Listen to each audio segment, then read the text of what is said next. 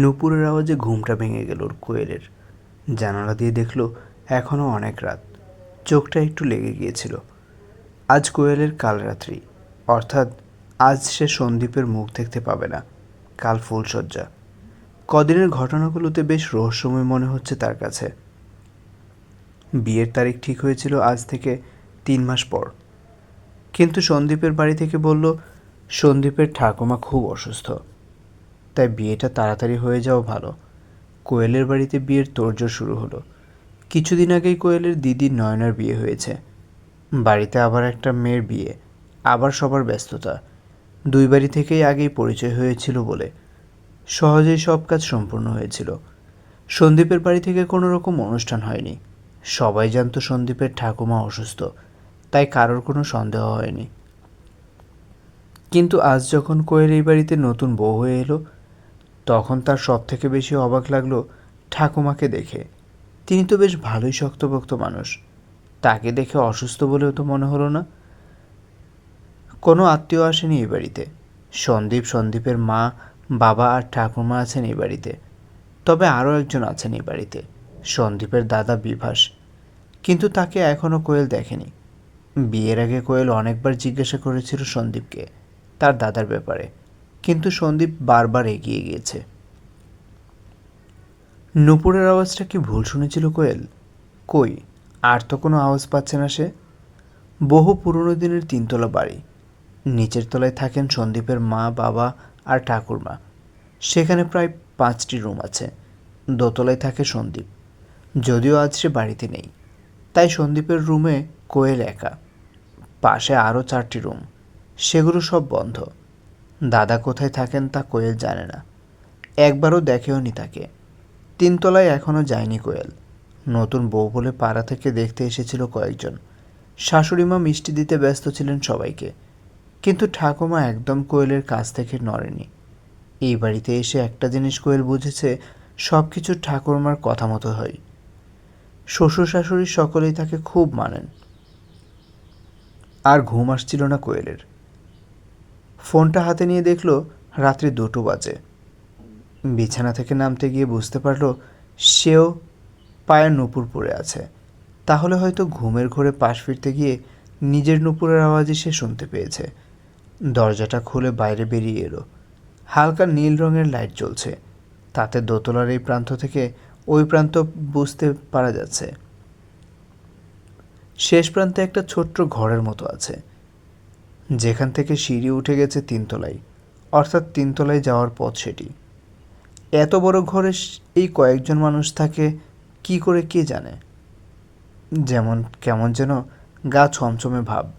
ধীরে ধীরে এগিয়ে গেল 3তলা যাওয়ার সিঁড়ি দিয়ে। কারোর অস্তিত্ব অনুভব করছিল সে। তারপর কেমন যেন মনের মধ্যে অস্থিরতা বাড়ল কোয়েলের। সেখান থেকে ফিরে এসে নিজের ঘরে ঢুকে দরজাটা লাগিয়ে দিল। ঠিক সেই সময় একটা ছায়া সিঁড়ি দিয়ে 3তলায় উঠে গেল যেন। সকাল হলো। শাশুড়ি মায়ের ডাকে ঘুম ভাঙল কোয়েলের। তাড়াতাড়ি উঠে দরজা খুলল। শাশুড়ি মা হেসে বললেন, রাতে ঠিকঠাক ঘুম হয়েছিল তো?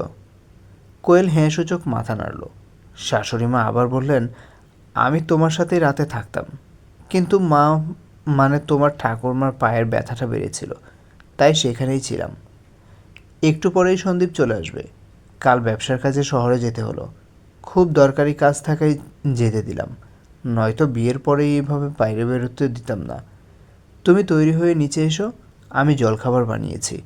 এত ভালো ব্যবহার পেয়ে কোয়েল বেশ খুশি হলো। কিন্তু পরক্ষণেই কোয়েল যখন বলল, মা, আমি একবার 3তলার ঘরগুলো ঘুরে আসবো, তখনই তার মুখের হাসি মিলিয়ে গেল। তিনি একটু গম্ভীর গলায় বললেন, না, 3তলায় যাওয়ার কোনো দরকার নেই। তুমি নিচের আর দোতলার সব ঘরগুলোতে ঘুরতে পারো, 3তলায় যাওয়ার দরকার নেই।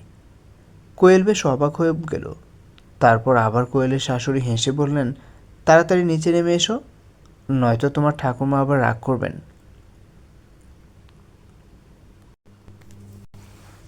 কোয়েল আর কথা বাড়ালো না, ফ্রেশ হয়ে নিচে নেমে এলো। তাকে দেখে ঠাকুমা বললেন, এই যে আমাদের লক্ষ্মী এসেছে, দাও বৌমা, তাড়াতাড়ি জলখাবারটা দাও।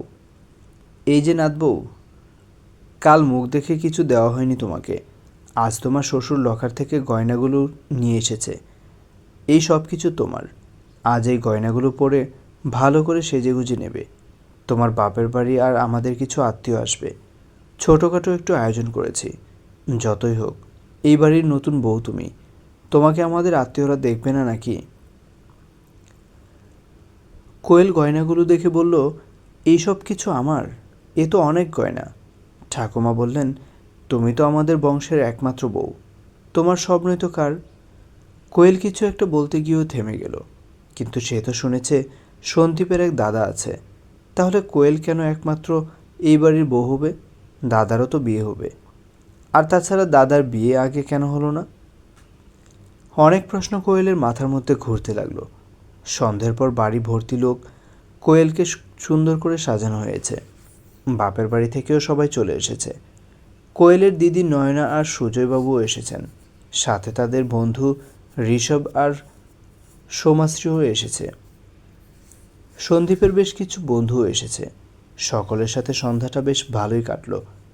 সুজয়, নয়না, ঋষভ, সোমাশ্রী এত বড় পুরনো বাড়ি দেখে বেশ অবাক হয় আর খুশিও হলো। চারিদিক ঘুরে ঘুরে দেখতে লাগলো। দোতলায় এসে তিনতলার দিকে যাওয়ার সময় কোয়েলের শ্বশুর বিক্রমবাবু ডেকে বললেন, তিনতলার দিকে যেও না। চারজনেই অবাক হলো।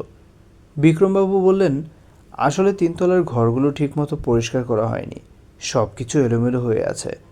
বুঝতেই পারছো, বাড়িতে এই কজন মানুষ, এত বড় বাড়ি গুছিয়ে রাখা মুশকিল। সুজয় বলল, আরে না না কাকু, এত বড় বাড়িকে বেশ সুন্দরভাবে মেনটেন করে রেখেছেন আপনারা, কোথাও কোনো ফাটল নেই।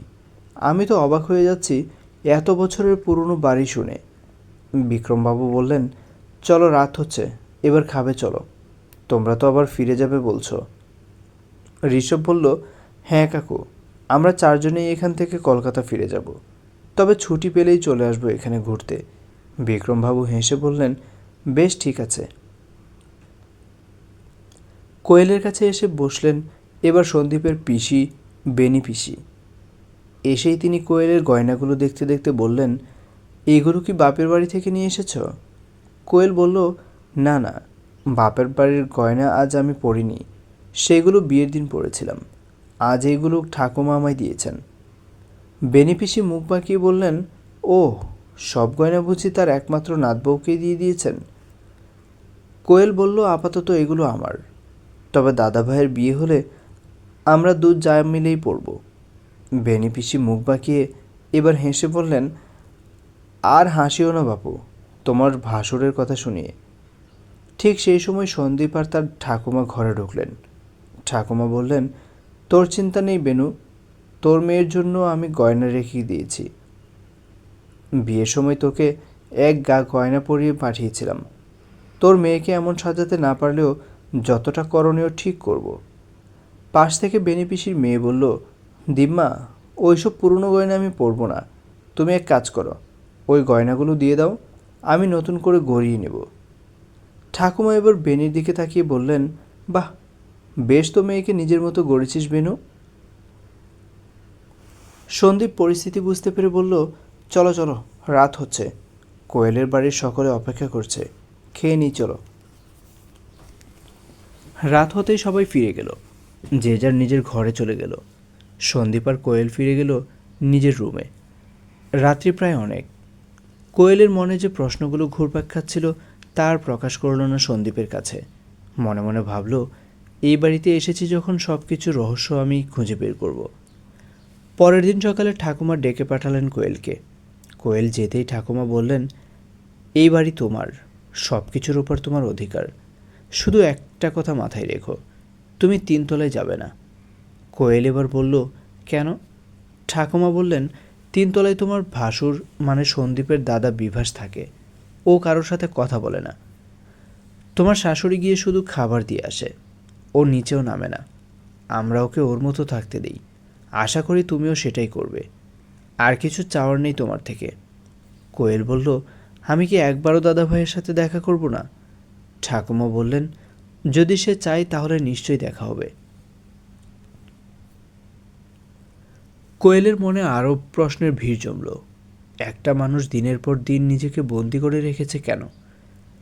সকালে কোয়েলের ঘুম থেকে ওঠার আগেই শাশুড়ি মায়ের জলখাবার বানানো হয়ে যায়। কোয়েল তাড়াতাড়ি কাজ করার জন্য এগিয়ে এলেই শাশুড়ি মা হাতটা ধরে বলেন, এই তো সবে কদিন এসেছো, এখনই কাজ করার কি দরকার? এই সব তো একদিন তোমাকে সামলাতে হবে। কোয়েলকে জলখাবার দিয়ে একটা প্লেটে খাবার সাজিয়ে নিয়ে শাশুড়ি মা চলে যান।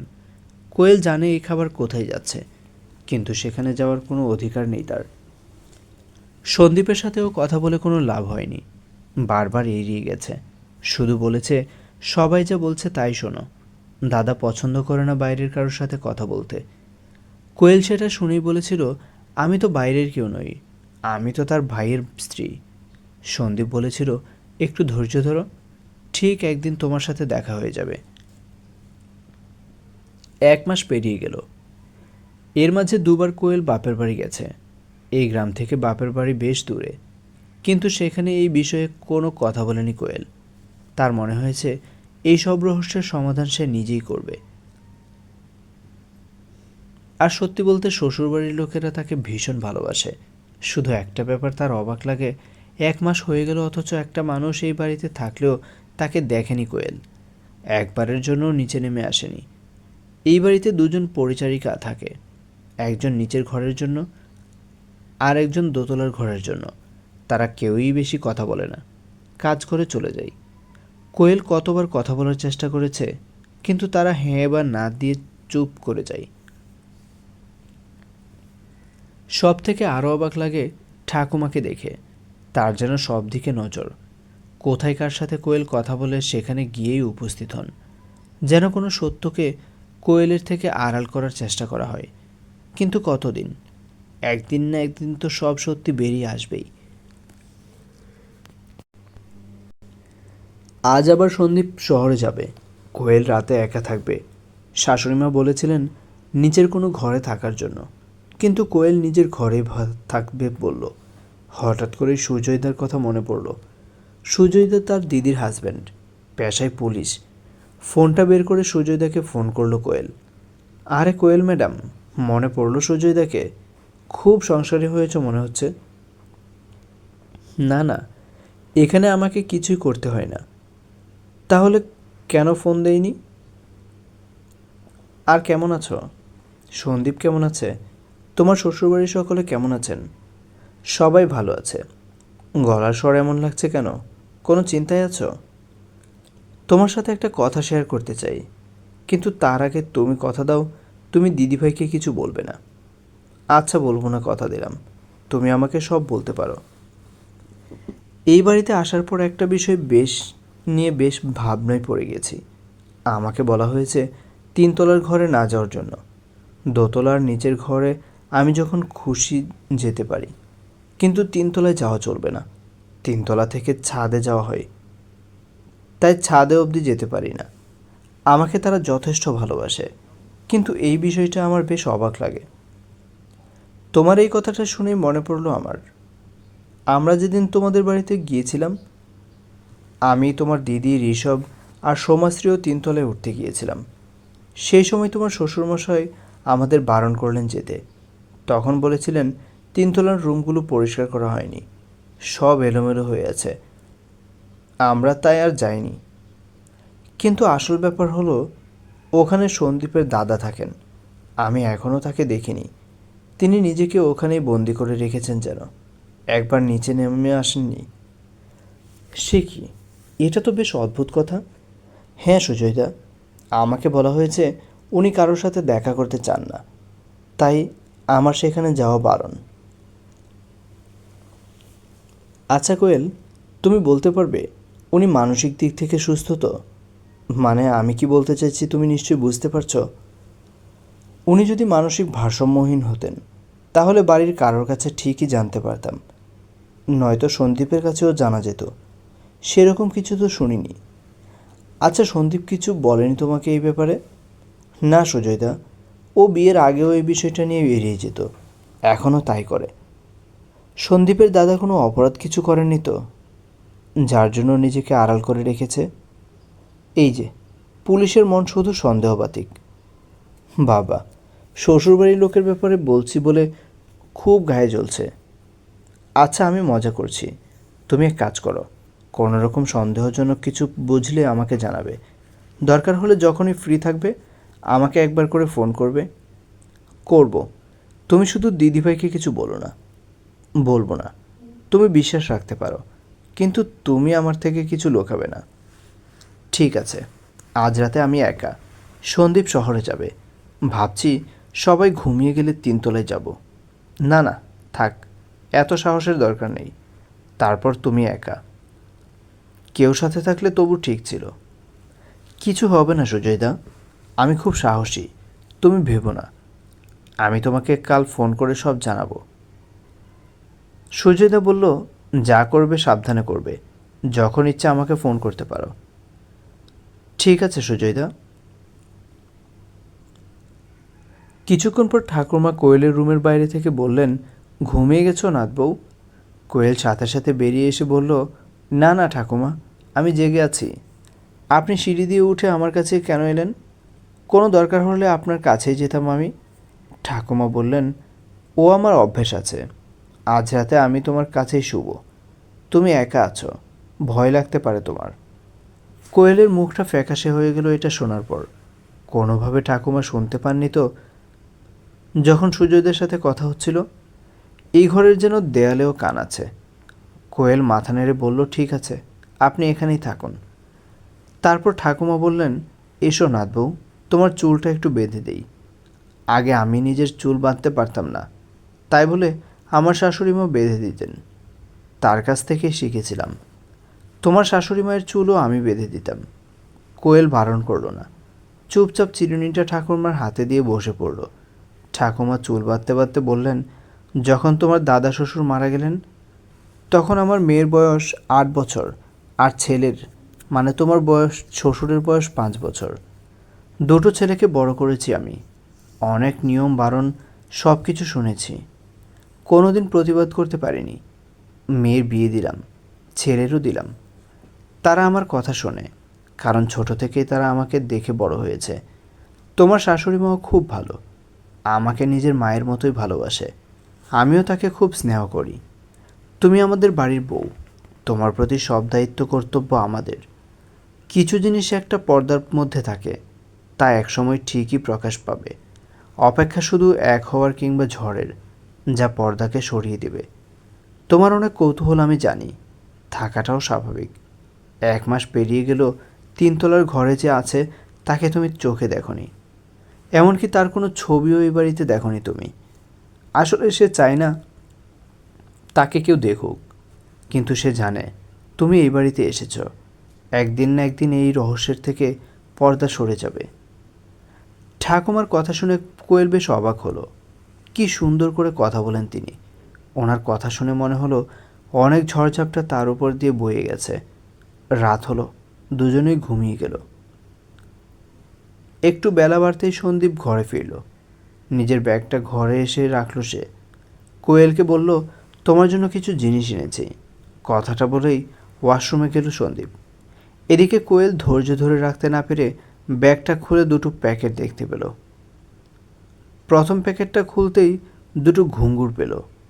নাচের সময় পায়ে এইরকম ঘুঙুর ব্যবহার করত কোয়েল। সন্দীপ মনে করে নিয়ে এসেছে। কথাটা ভাবতেই কোয়েল খুশি হয়ে গেল। শাশুড়ি মায়ের গলার আওয়াজ পেতেই কোয়েল ঘুঙুরগুলো প্যাকেটে রেখে দিল। সন্দীপের রুমে এলো। শাশুড়ি মা বললেন, তুই এনেছিস? যা আনতে বলা হয়েছিল তোকে? সন্দীপ প্যাকেটগুলো বের করে দেখে নিয়ে প্রথমের প্যাকেটটাই তার মায়ের হাতে দিয়ে বলল, এই যে সব নিয়ে এসেছি। কথাটা বলে মায়ের দিকে তাকিয়ে স্নিগ্ধভাবে হাসল। তারপর মা প্যাকেটটা নিয়ে চলে গেলেন। কোয়েল বেশ অবাক হলো, ওই প্যাকেটে তো ঘুঙুর আছে। তাহলে কি সন্দীপ ভুল করে শাশুড়ি মায়ের হাতে দিল? সন্দীপ বলল, কি ভাবছো তুমি? কই কিছু না তো। কি এনেছো দাও আমাকে। দ্বিতীয় প্যাকেটটা ব্যাগ থেকে বের করে বলল, তোমার মেকআপের সমস্ত জিনিস আছে এতে। তুমি সাজতে ভালোবাসো, তাই তুমি যে প্রোডাক্টের মেকআপ ইউজ করো সেগুলো দেখে আমি নিয়ে এসেছি। একবার দেখো তো সব ঠিক আছে কিনা। অন্য সময় হলে এগুলো হাতে পেয়ে কোয়েল ভীষণ খুশি হতো, কিন্তু ঘুঙুরগুলো কার জন্য এনেছে সন্দীপ?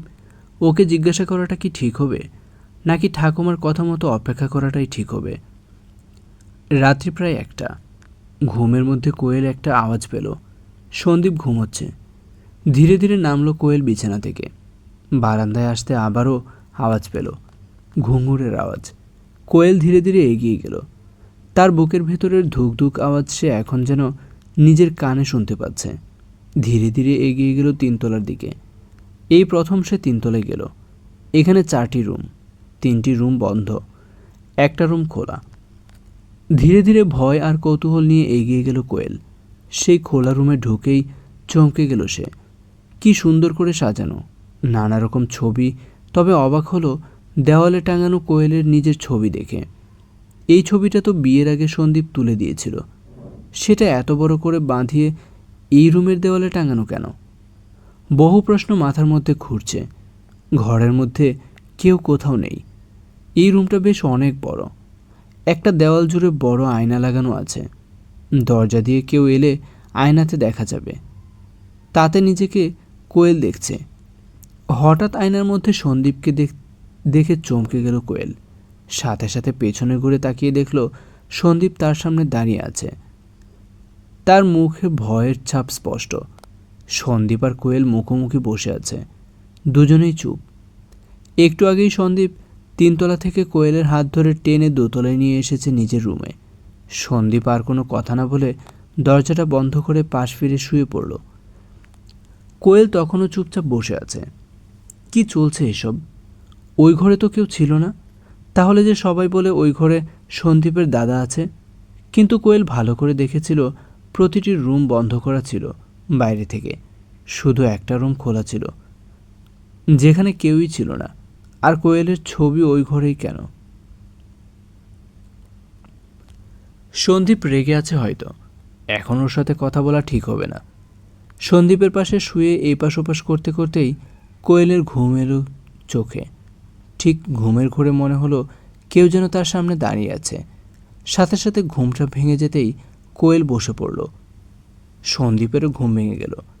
কোয়েলকে ভয় পেতে দেখে জলের বোতলটা কোয়েলের সামনে এগিয়ে দিল। কোয়েল ঢকঢক করে জল খেয়ে বোতলটা আবার সন্দীপকে দিয়ে দিল।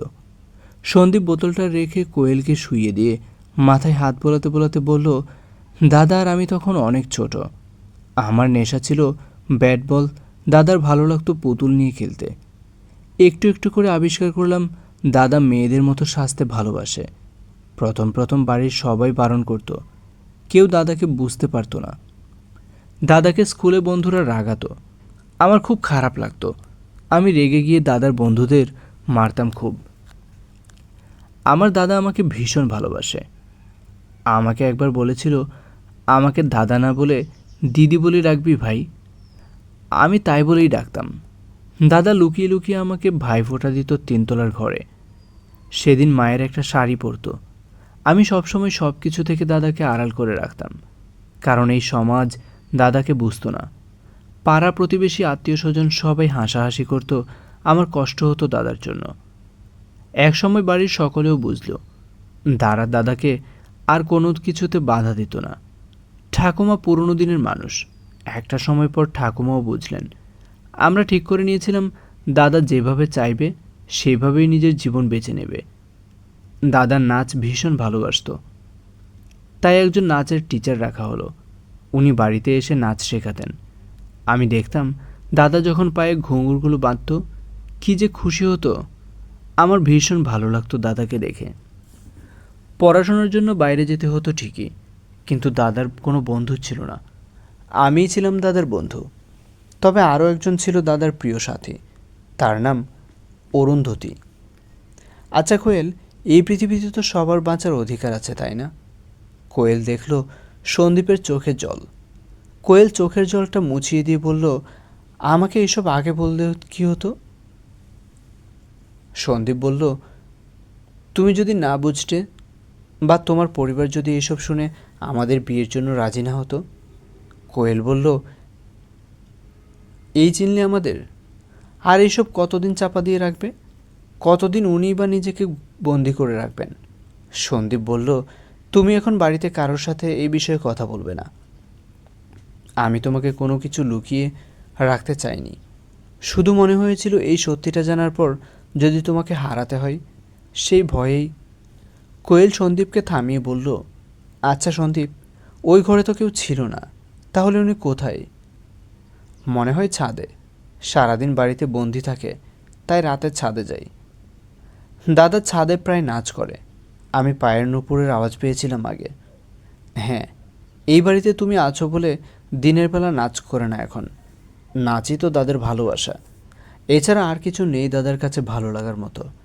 আমি শহরে গেলে দাদার জন্য সাজের জিনিস এনে দিই, খুব খুশি হয়ে দেখে।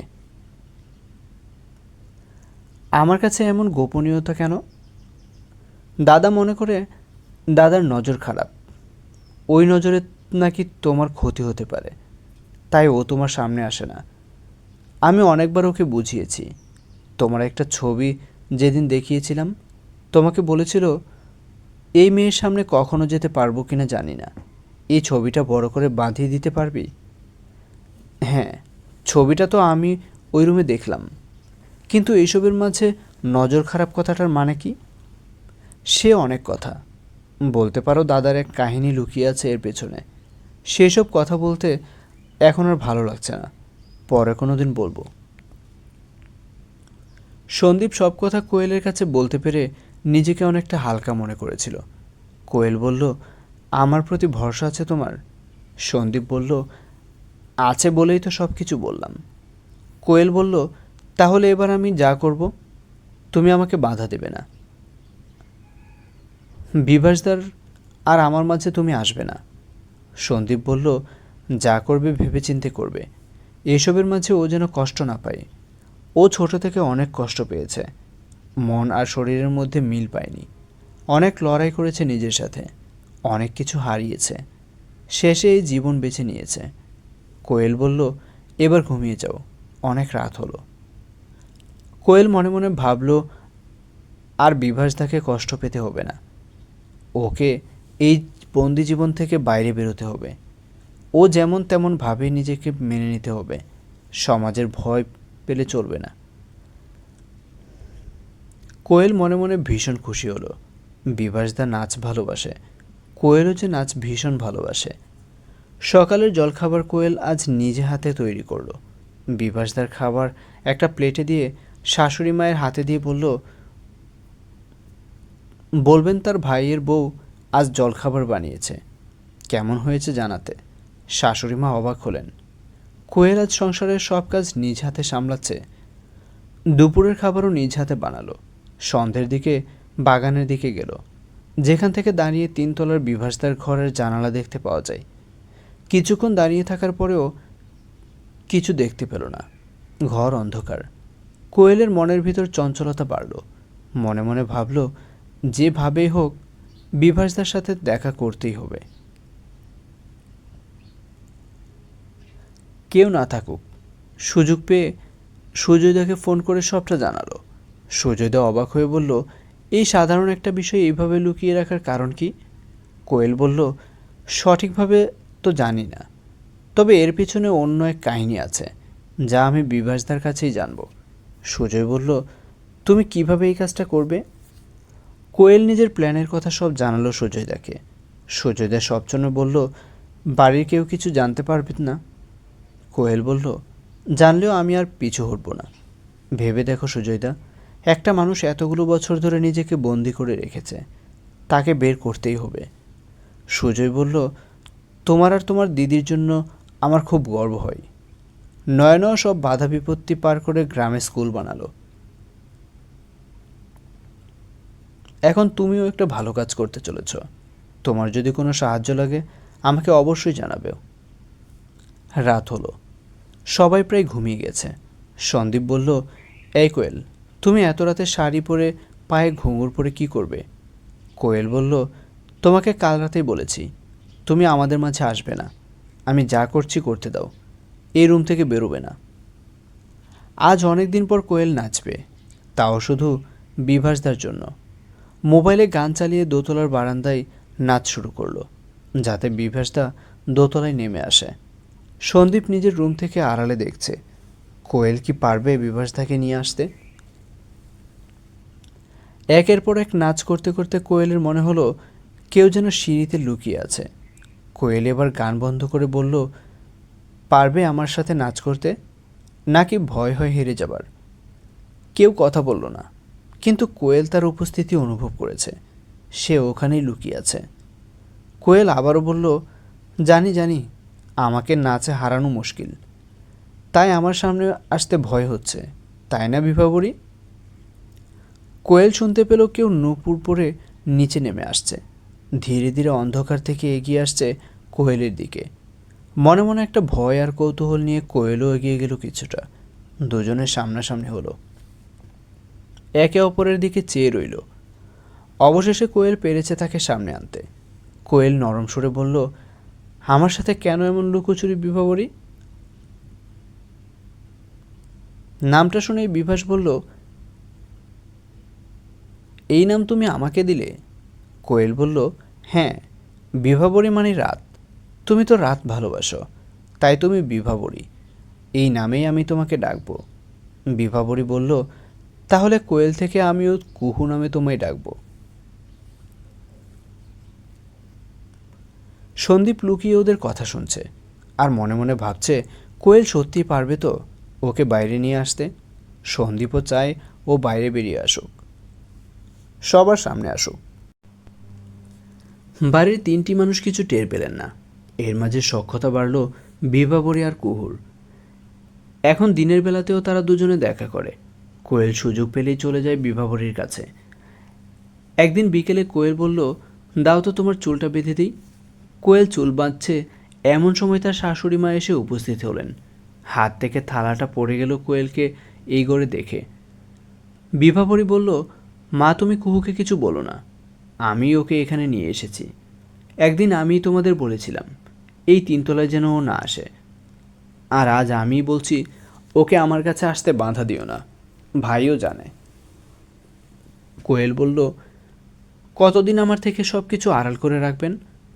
আমিও তো এই বাড়িরই একজন। শাশুড়ি মা বললেন, আমি আড়াল করতে চাইনি, এই বাড়ির কেউই আড়াল করতে চায়নি কোনো কিছু। বিভাস কারোর সামনে আসতে চায় না, আমরা অনেকবার ওকে বুঝিয়েছি। কোয়েল বলল, আসবে, বিভাবরী এবার সবার সামনে আসবে। বিভাবরী বলল, না কুহু, তোরাই আমার পৃথিবী, আর আমার কিছু চাই না, আমি এইভাবেই থাকতে চাই। বিভাবরী এখন নিচে নেমে আসে, সবার সাথে বসে খাবার খাই, মন খুলে কথা বলে, হাসি খুশি থাকে। কোয়েলের সাথে ওর বন্ধুত্ব দেখে বাড়ির সকলে খুশি। দুজনে একসাথে নাচ করে। সন্দীপ দুজনের জন্য নাচের সাজ পোশাক এনে দেয়। সবাই ভীষণ খুশি। এর মাঝে ঠাকুমা একদিন কোয়েলকে ডেকে বলেছিলেন, একটা পর্দা তুমি সরিয়ে ফেলেছ, এবার বিভাসকে বাইরে নিয়ে আসতে পারবে তুমি? কোয়েল কথা দিয়েছে সে পারবে। একদিন দুপুরে কোয়েল আর বিভাবরী দুজনে বসে গল্প করছে।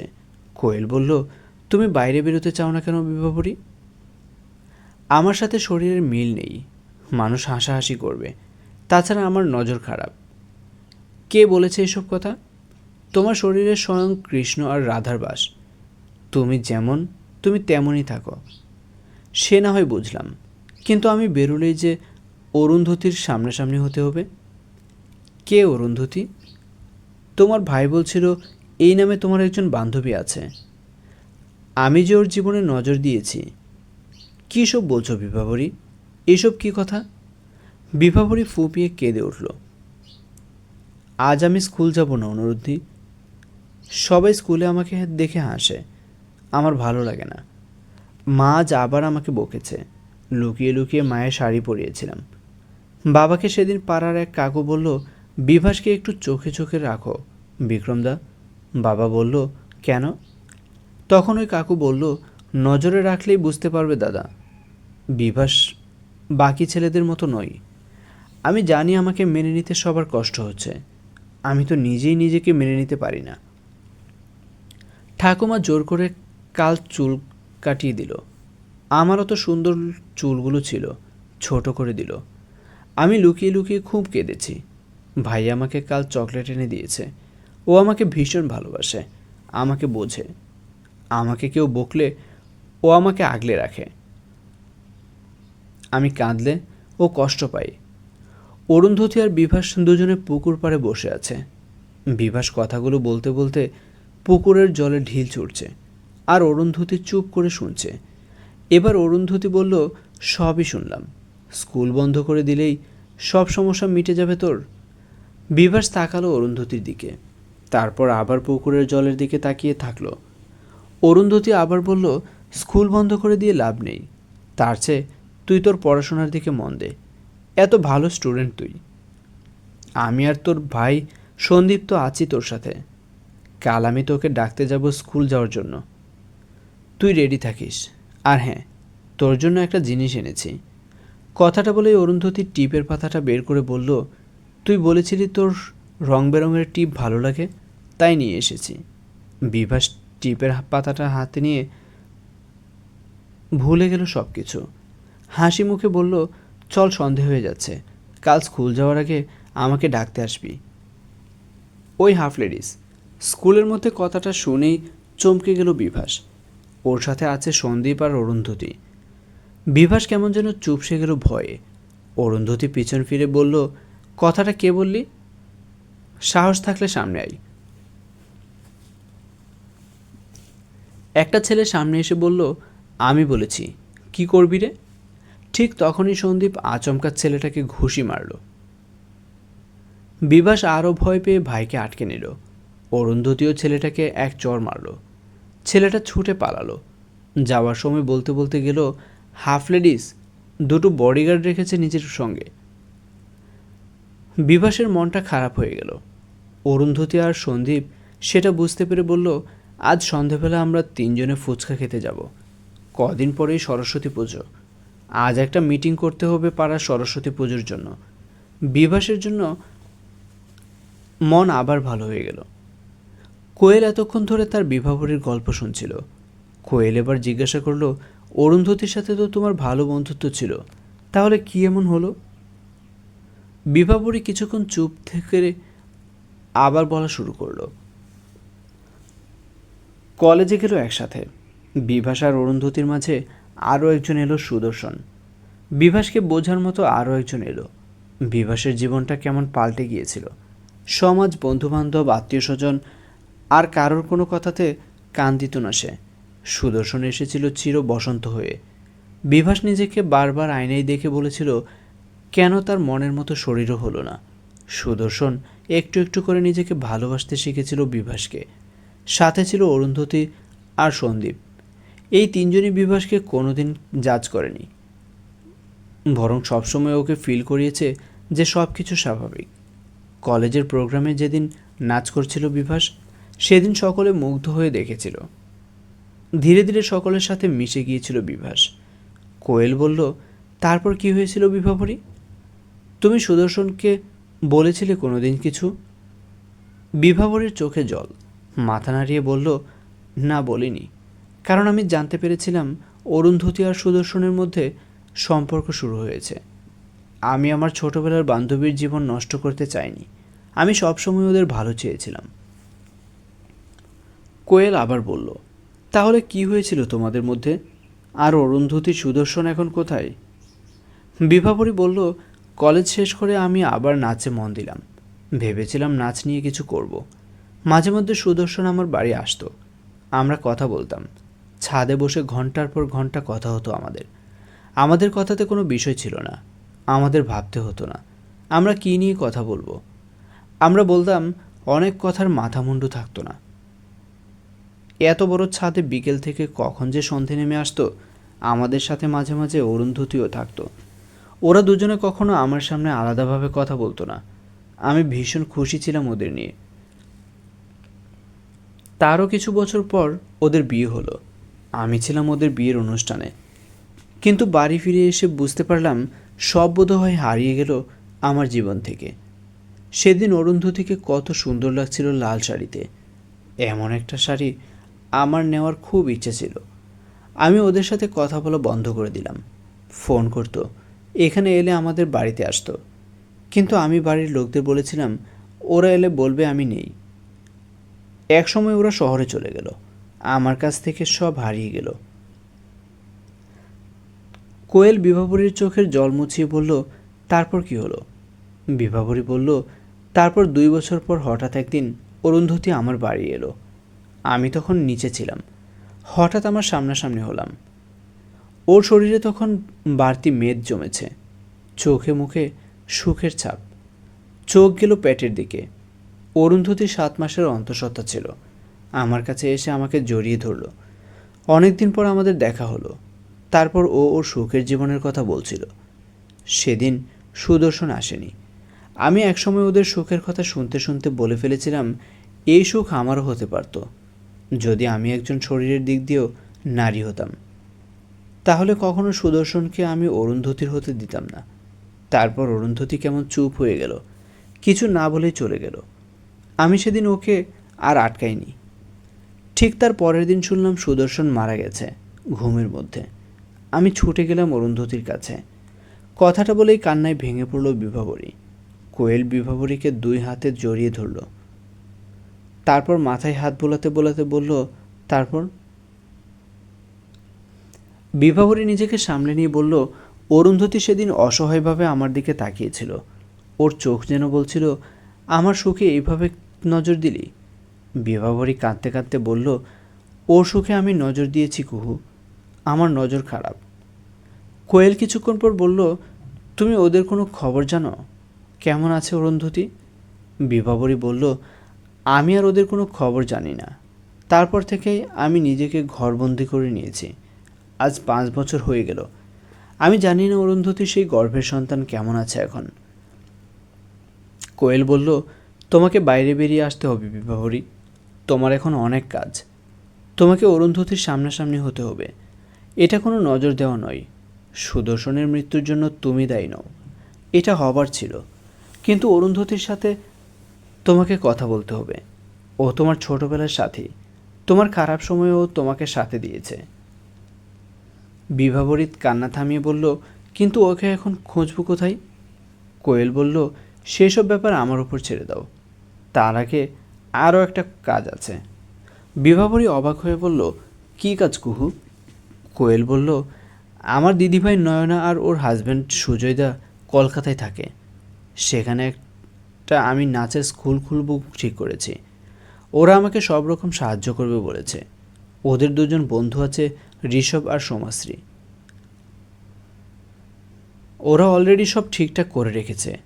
এবার তোমাকে বেরিয়ে আসতে হবে। অনেক অনেক বাচ্চা আছে যাদের নাচ শেখাতে হবে। আমিও থাকবো সাথে। সপ্তাহে 3 দিন ক্লাস রাখবো। তুমি আর আমি যাব। বিভাবরী বলল, আমি পারবো না রে কুহু। কোয়েল বলল, ঠিক পারবে। আমি থাকবো তোমার সাথে। উঠে এসো, দেখো নিজেকে আয়নায়। বিভাবরী নিজেকে দেখছে আয়নায়।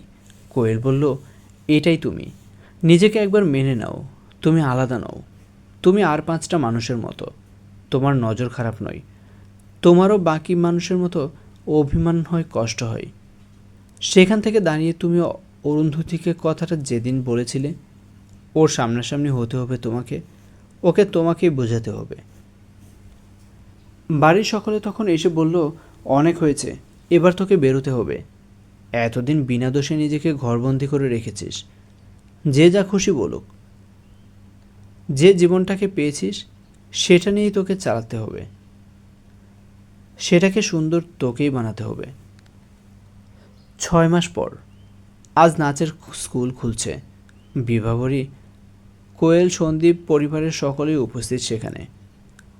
ঋষভ, সোমাশ্রী, নয়না, সুজয়ের আজ ভীষণ ব্যস্ততা। সব কিছু ওরা দেখাশোনা করছে। বিভাবরীকে সামনে পেয়ে আজ ওরা ভীষণ খুশি। বিভাবরীর সাথে কোয়েলেরও আজ স্বপ্ন সত্যি হলো। এবার থেকে এই নাচের স্কুল চালাবে বিভাবরী আর কোয়েল। পায়ের ঘুঙুরের আওয়াজ ভুলিয়ে দেবে অতীতের সমস্ত তাচ্ছিল্য আর উপহাস। সমাপ্ত। বন্ধুরা, আজকের গল্পের নাম বিভাবরী। লিখেছেন মৌসুমি হাজরা। বন্ধুরা, গল্পটি কেমন হয়েছে তা অবশ্যই কমেন্টে জানিয়ে দিন। ভালো লেগে থাকলে একটি লাইক দিয়ে অবশ্যই ভিডিওটি শেয়ার করে দিন।